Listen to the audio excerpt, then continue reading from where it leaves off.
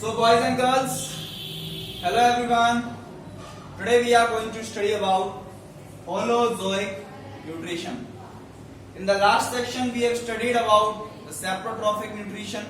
Now we are going to study about this Holozoic nutrition. What actually happens in Holozoic nutrition? देखिए क्या होता है बेटा? In the saprotrophic nutrition we have studied that the saprotrophic organisms are absorbing the digested food which they have decomposed with the help of their enzymes. But what happens if an organism engulfs undigested solid food? अगर कोई organism undigested solid food को engulf करता है, जैसे कि हम human beings हैं, हम engulf करते हैं solid undigested food को, तो that type of nutrition is known as Holozoic nutrition. So in the definition we will write that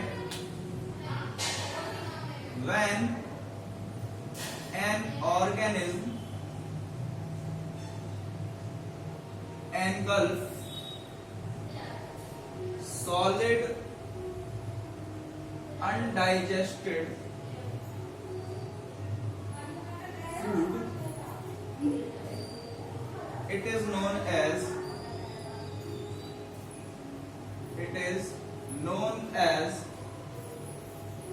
Holozoic nutrition. It is known as Holozoic nutrition. Engulf करना बेटा होता है, एनगल्फ करने का मतलब होता है निगल लेना खाने को, एब्जॉर्ब करना नहीं, निगलना, that is known as engulfing the food. तो जब कोई ऑर्गेनिज्म अनडाइजेस्टेड फूड को, ध्यान से देखिए यहाँ पे, जब कोई ऑर्गेनिज्म अनडाइजेस्टेड फूड को एनगल्फ करता है, सेप्रोट्रॉपिक न्यूट्रिशन में और पैरासाइटिक न्यूट्रिशन में क्या है कि जो ऑर्गेनिज्म है वो डाइजेस्टेड फूड को एब्जॉर्ब कर रहा है, बट होलोजोइक न्यूट्रिशन में ऑर्गेनिज्म अनडाइजेस्टेड फूड को एनगल्फ कर रहा है. So examples of holozoic nutrition, which types of organism shows holozoic nutrition? So amoeba, सबसे पहले तो आप अमीबा का नाम लिखेंगे. It is a unicellular organism which shows holozoic nutrition. Then humans are also in the category. Okay, cow, dog, etc. Actually we can say that all the mammals which are coming in the category of Holozoic nutrition, सारे के सारे जो mammals हैं वो Holozoic nutrition की category में आते हैं. आप सभी को बस ये नोट कर लेना है Holozoic nutrition की इतनी सी definition.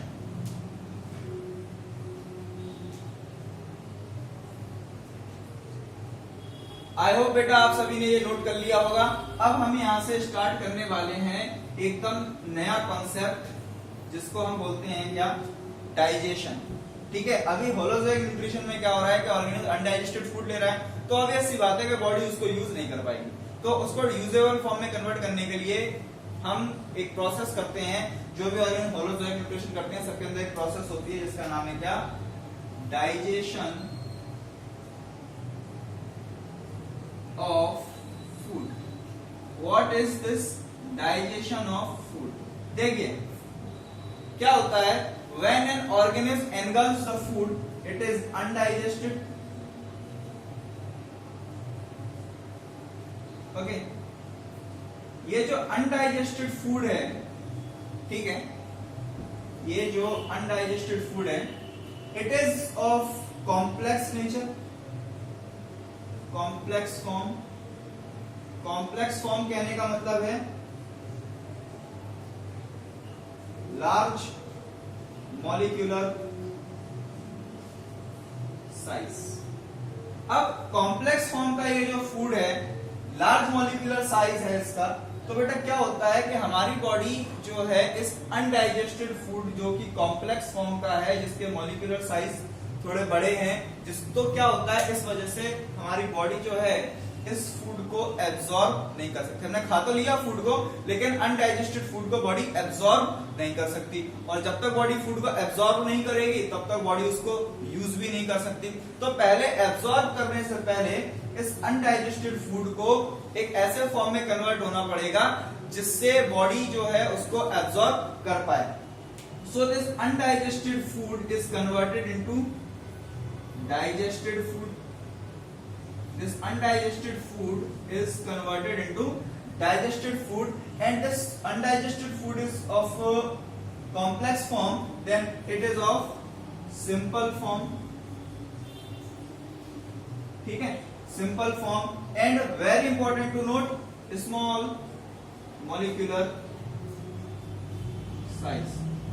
Small molecular size. But very important to note that it can be absorbed by body. ये जो अनडाइजेस्टेड फूड है बॉडी इसको एब्जॉर्ब नहीं कर सकती. तो this conversion of undigested complex food into simple digested food which can be absorb by the body, this process is known as digestion. इस complete process को बोलते हैं क्या? डाइजेशन. तो डाइजेशन ऑफ फूड की अगर हम डेफिनेशन लिखना चाहें तो डाइजेशन ऑफ फूड की डेफिनेशन लिखेंगे क्या? कन्वर्जन, या फिर ऐसे कह लें एक तरीके का breakdown. It is a type of breakdown. तो this breakdown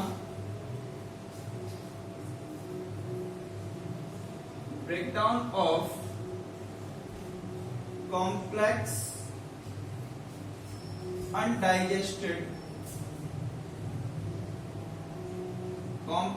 undigested food into simpler form which can be absorbed by the body. बहुत सिंपल सी बात है.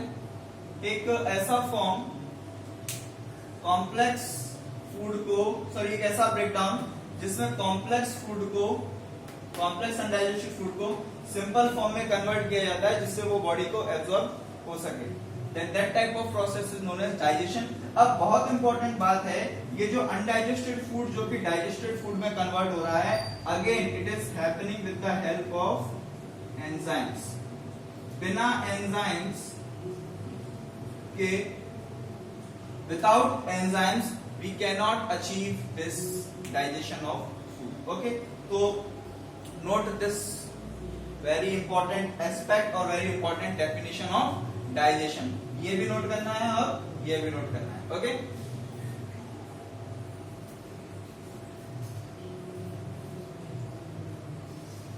so I hope you all have you all have noted this definition of digestion. Now we are starting with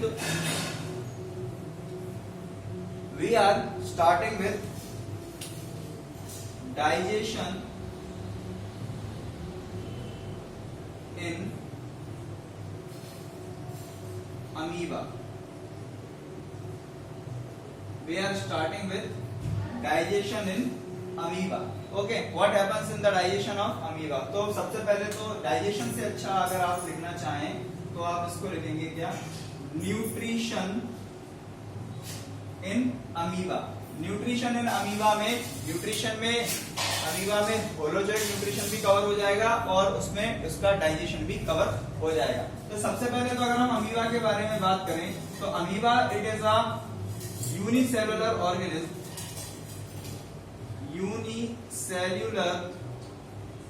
organism. Okay, अब हमने अभी पिछले कुछ time पहले ही देखा, इट शोज होलोजोइक न्यूट्रिशन,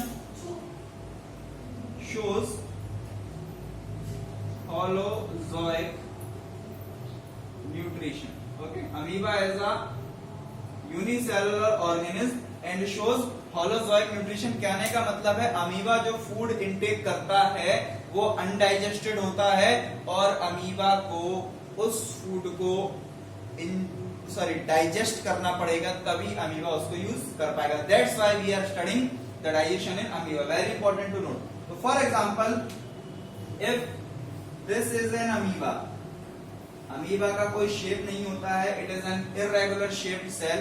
तो दिस इज वन अमीबा, ये एक अमीबा है और ये इसके आसपास कोई भी इसके एनवायरनमेंट में पड़ा हुआ है. इसका क्या? ये है इसका क्या? फूड. This is. अब अमीबा को क्या करना है? अमीबा का ये तो simple, it is a amoeba cell. तो अमीबा क्या चाहेगा इस फूड को कैप्चर करने के लिए, तो अमीबा क्या करेगा, इंजेक्शन करना है फूड का। क्या करना है, इंजेक्शन। अभी बताऊंगा इंजेक्शन की डेफिनेशन क्या है। तो अमीबा क्या करेगा, इस फूड के चारों तरफ अपनी सेल मेम्ब्रेन को एक्सटेंड करेगा, और ये बना लिया अमीबा ने क्या, स्यूडोपोडियम। चलिए ये स्यूडोपोडिया, ये अमीबा ने बना लिया क्या, स्यूडोपोडिया। और स्यूडोपोडिया अमीबा ने बनाया, तो यहाँ पे अगले स्टेप में क्या देखेंगे आप, अगले स्टेप में हम देखेंगे कि ये जो फूड है ये अमीबा के, ठीक है। तो दिस प्रोसेस इज इंजेक्शन, इस प्रोसेस को हम क्या बोलते हैं, इंजेक्शन, ठीक है। अब इस पे 2-3 बातें लिखनी है। 2-3 बातें क्या लिखेंगे, इंजेक्शन। सबसे पहले तो आप ये देखेंगे इंजेक्शन का मतलब क्या होता है, मैं साइड में लिख देता हूं यहाँ पे, इंजेक्शन। इंजेक्शन का मतलब होता है taking in of food, taking of food, खाने को बॉडी में एंटर कराना, खाना खाना, हिंदी में अगर बोले तो खाना खाना मतलब इंजेक्शन, ठीक है। अब जरा ध्यान से सुनिए, अमीबा में इंजेक्शन कैसे हो रहा है। अच्छा उससे पहले ये देख लेते हैं ह्यूमन बीइंग में इंजेक्शन कैसे होता है, हम कैसे खाना खाते हैं। In human beings ingestion takes place with the help of mouth, अब माउथ से ही तो खाना खाते हैं, okay. Now in how the ingestion is taking place in amoeba, ये नोट करने वाली बात है। In ingestion of amoeba the pseudopodia works, amoeba में जो इंजेक्शन होता है वो इसमें किसके थ्रू होता है, स्यूडोपोडिया के थ्रू। अब एक बात जरा ध्यान से देखो, एक बात अगर आप ध्यान से देखें तो इंजेक्शन में एक्चुअली क्या हो रहा है, अमीबा क्या है, एक सिंगल सेल है, it is a unicellular organism. तो आप क्या देख रहे हो, इंजेक्शन में सेल खाना खा रही है, ये फूड है, ये सेल के अंदर चला गया, तो सेल क्या कर रही है, cell is eating something, cell is eating something, and when a cell eat something that process is known as phagocytosis. जब भी सेल अपने अंदर किसी मटेरियल को कैप्चर करती है, एनगल्फ करती है, then that process is known as phagocytosis. तो हम यहां पे लिखेंगे कि in amoeba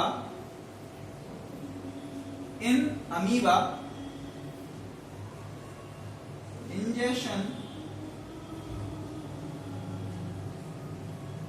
takes place through pseudopodia,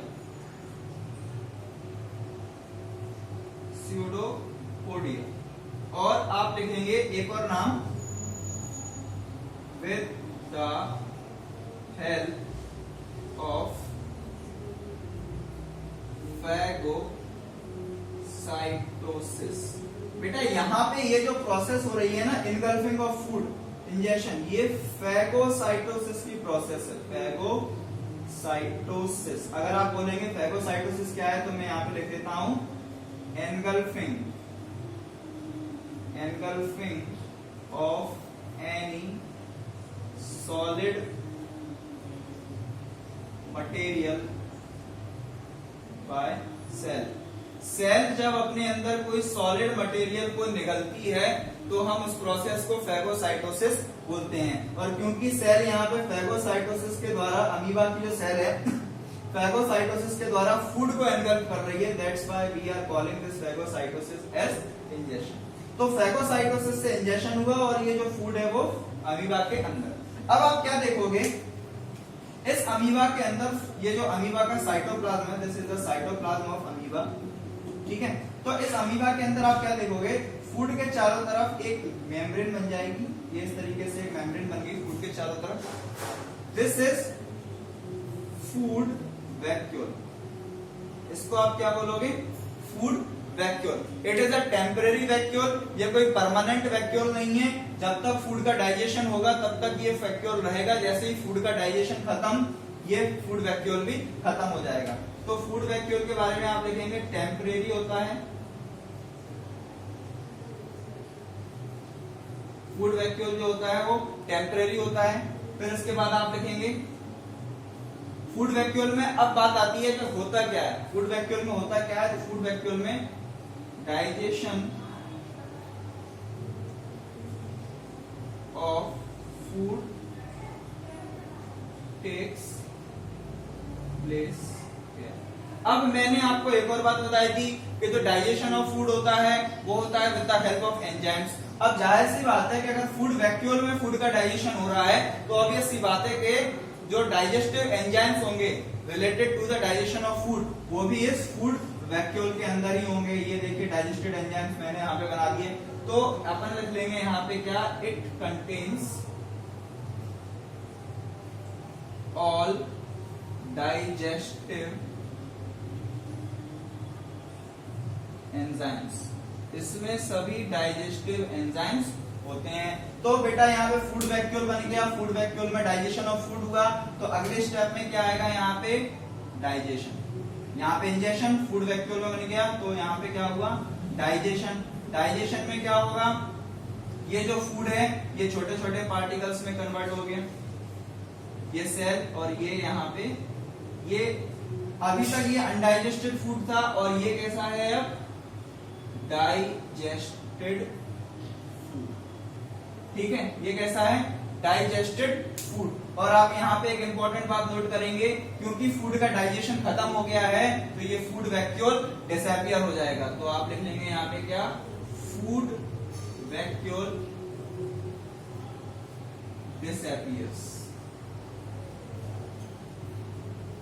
ये क्या हुआ यहाँ पे, फूड वैक्यूल डिसअपियर। तो ये सेल का साइटोप्लाज्म था। अब यहाँ पे आप क्या देखेंगे कि जो फूड है, अब जाहिर सी बात है कि फूड का डाइजेशन हुआ है तो इसके साथ कुछ अनडाइजेस्टेड वेस्ट भी बना होगा। तो यहाँ पे डाइजेस्टेड फूड भी है और यहाँ पे साथ में क्या है अनडाइजेस्टेड वेस्ट।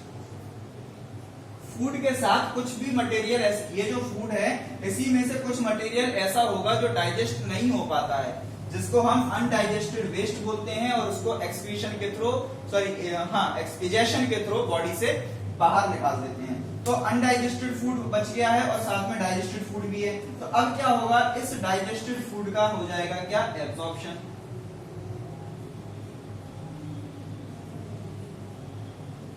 अब आप कहोगे कि एब्जॉर्प्शन कैसे होगा सर? एब्जॉर्प्शन मतलब ये होगा कि ये जो डाइजेस्टेड फूड यहाँ पे बचा हुआ है, ये है डाइजेस्टेड फूड। मैं फिर से बना देता हूँ, ये डाइजेस्टेड फूड जो यहाँ पे बचा हुआ है और इसके साथ जो अनडाइजेस्टेड वेस्ट है, तो इसमें जितना डाइजेस्टेड फूड का पार्ट है, इस वाले इसमें जितना भी यहाँ पे जितना भी डाइजेस्टेड फूड का पार्ट है वो इसके साइटोप्लाज्म में डिसॉल्व हो जाएगा और बचा रहेगा सिर्फ क्या, अनडाइजेस्टेड वेस्ट। तो यहाँ पे अब बचा हुआ है क्या,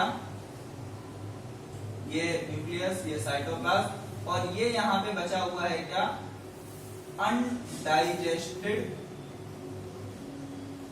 वेस्ट। ये यहाँ पे बचा हुआ है क्या, अनडाइजेस्टेड वेस्ट। और कुछ टाइम बाद आप क्या देखोगे, ये जो अनडाइजेस्टेड वेस्ट है, ये जो यहाँ पे अनडाइजेस्टेड वेस्ट है, ये अनडाइजेस्टेड वेस्ट जो बचा हुआ है, एब्जॉर्प्शन में क्या हुआ, एब्जॉर्प्शन में क्या हुआ कि ये जो डाइजेस्टेड फूड है वो साइटोप्लाज्म में डिसॉल्व हो गया, डिसॉल्व इन साइटोप्लाज्म। तो जो जो डाइजेस्टेड फूड था वो तो साइटोप्लाज्म में डिसॉल्व हो गया, और जो अनडाइजेस्टेड वेस्ट है वो यहाँ पे बचा है। और कुछ टाइम बाद ये अनडाइजेस्टेड वेस्ट, इसकी प्लाज्मा मेम्ब्रेन थोड़ी सी रप्चर होगी और ये यहाँ से बाहर निकल जाएगा, और इस प्रोसेस को बोला जाता है क्या, this releasing out of undigested waste out of the cell is known as egestion. इस प्रोसेस को बोला जाता है क्या, एजेशन। जैसे taking in of food is known as ingestion, ऐसे ही releasing out of undigested waste is known as egestion. तो हम यहाँ पे कहीं पे एजेशन की डेफिनेशन भी लिख देते हैं, दिस एजेशन की डेफिनेशन है रिलीजिंग आउट